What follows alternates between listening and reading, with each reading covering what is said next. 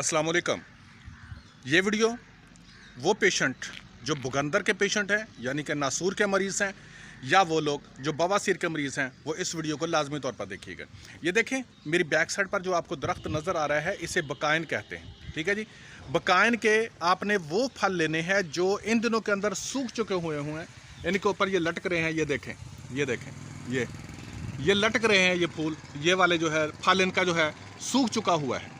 ये आपने इनके फल ले लेने हैं, ये जितने भी ले लें। ये देखें ये वाला फल जो है ये आपने ले लेना है। बहुत ज़्यादा इनको वहाँ से आराम से मिल जाता है, सूखा हुआ है, आजकल वैसे ही लटक रहा है, वहाँ पर बहुत से बकाइन के पौधों पर लगा हुआ है। ये आपने ले लेने हैं, इनको आपने अच्छी तरह आपने धो लेना है, ठीक है। धोने के बाद इनको खुश्क कर लें और खुश्क करने के बाद आपने इनको वैसे ही बारीक आपने पीस लेना है। किसी भी पंसार स्टोर पर जाएं और उनको बारीक पीस लें। जिन लोगों को बकंदर है वो लोग, उन लोगों को पता है कि बाहर जो ज़ख़म होता है वो बहुत छोटा होता है, लेकिन पीछे ज़ख़म जो होता है ना वो बहुत बड़ा हुआ होता है।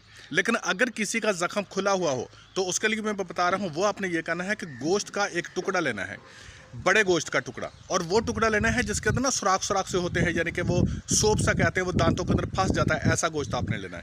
वो गोश्त आपने रात के टाइम पर वहाँ पर ज़ख़म के ऊपर रख देना है। आधा पौना घंटा रखेंगे तो बहुत ज़्यादा दर्द होने लग जाएगी। जब आपको दर्द होने लग जाए तो उसको हटा लें और कोई दर्द की गोली खा लें आप, क्योंकि उसके अंदर जो जरासीम होते हैं ना वो उस गोश्त के अंदर आना शुरू होते हैं। ये चंद दिन आप करेंगे ना, आप इसको माने या ना माने वो आपकी बात है, मर्जी है आपकी, लेकिन हम लोग ये करते हैं और मरीज़ ठीक होते हैं, ठीक है। लेकिन 3-4 दिन करना है और साथ साथ ये वाली दवाई जो मैंने आपको बताई है, सिर्फ बकाइन के ये जो फल मैंने आपको बताया है बकाइन का, ये फल आपने लेना है और इसको खुश्क कर लेना है और फिर इसको पीस लेना है। पीसने के बाद आपने 1000 mg का कैप्सूल सुबह दोपहर शाम ये इस्तेमाल करना है। जब आप 8-10 दिन इस्तेमाल कर लें तो इसके साथ मक्खन या घी ज़रूर इस्तेमाल कीजिएगा, क्योंकि ये खुश्क बहुत होता है। अगर मक्खन या घी ना भी मिले तो फिर आपने दूध पीना है लाजमी तौर पर। यह है उन लोगों के लिए जिनको नासूर होता है या बकंदर होता है, और अगर आप इसको 2 से 3 माह इस्तेमाल कर लें तो बकंदर से जान छूट जाती है। और ये एक पेशेंट नहीं, अल्हम्दुलिल्लाह कई मरीज़ ठीक हो चुके हैं इसके साथ। और दूसरा ये, अगर किसी को बवासीर है और मौके हैं उसके, तो उसको आपने 3 चीज़ें लेनी है। एक आपने लेनी है रसौंत असली, बकाइन की यही फलियाँ जो मैंने आपको दिखाई हैं वो वाली, और हलीला स्या। ये बराबर वजन में ले लें, बेशक 50-50 ग्राम ले लें और इनको पीस लें। और पीसने के बाद 1000 mg के कैप्सूल सुबह दोपहर शाम इस्तेमाल करें।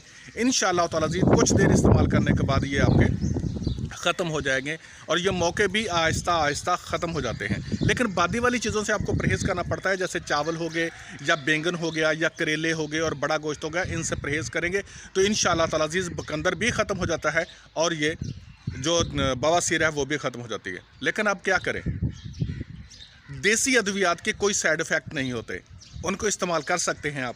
और ये जब से दुनिया बनी है तब से लेकर अब तक देसी अद्वियात ही इस्तेमाल होती आ रही हैं। लेकिन बदकिस्मती है कि आप डॉक्टर हमारे साइंस के पीछे कह रहे हैं नहीं जी वो जी इसके देसी, सिर्फ ये कि लोग देसी अद्वियात से इलाज ना करवाएं, सिर्फ अंग्रेज़ी अद्वियात से इलाज करवाएं। लेकिन अगर आपका बिलीफ हो तो आप इसको इस्तेमाल कीजिएगा, इंशाअल्लाह ताला अज़ीज़ आप ठीक हो जाएंगे। Thank you.